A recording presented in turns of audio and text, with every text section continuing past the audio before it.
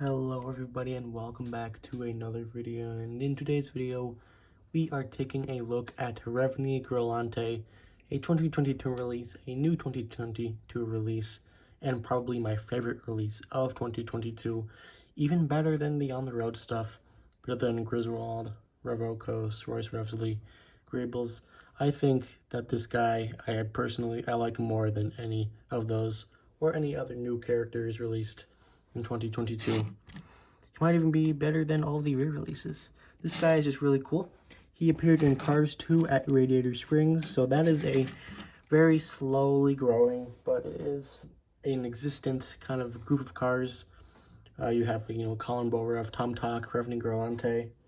I guess you also have cars such as like Otis, Radiator Springs, John Lasseter. You have like very, very few of them.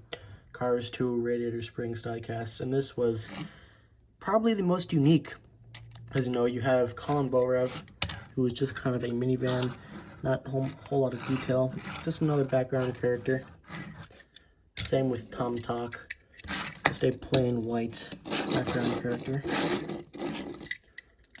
But as for Revney, he is an actual taxi.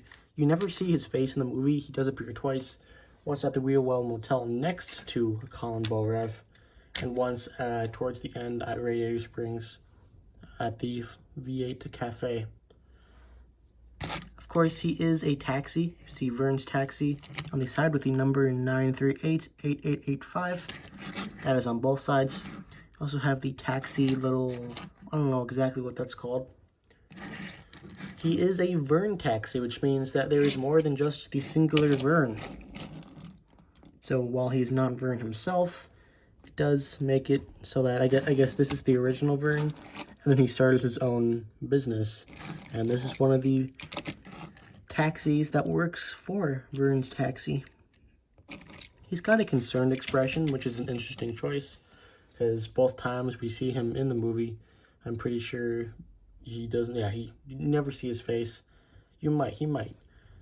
He is at the Wheelwell Motel with Colin Borev.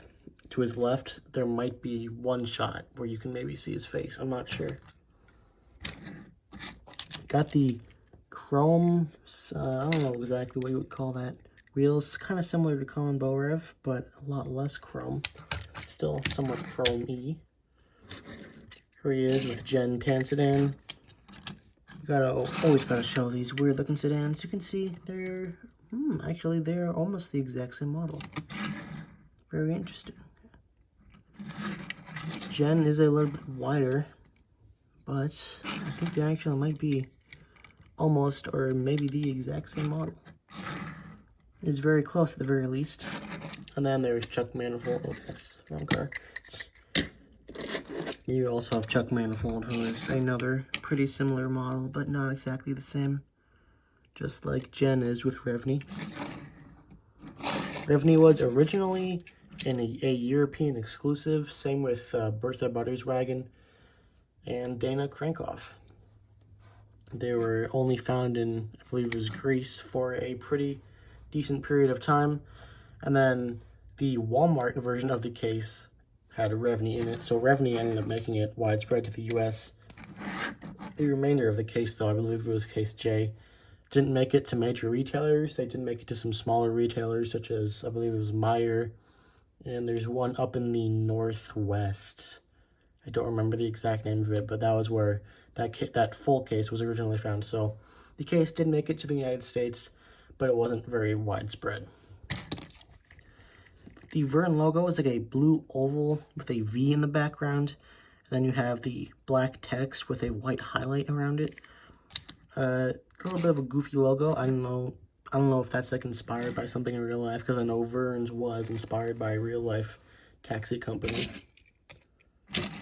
in like which is Emeryville, California. I'll be zooming in that license plate, see if we can read anything. You have that is some kind of carified version of California. I can't tell exactly what it is. You can also see the paint on this guy. It wasn't too well done.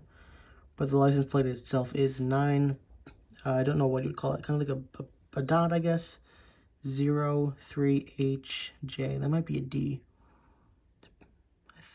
Actually, that should be a 0. It's a little bit wonky. And you can see the paint on the rest of this guy. Or I guess it's specifically on the back, but it's not like incredibly well done. You can see it on the sides, which is a little bit unfortunate, but it's not too awful. It's a cool angle of him right there to finish off.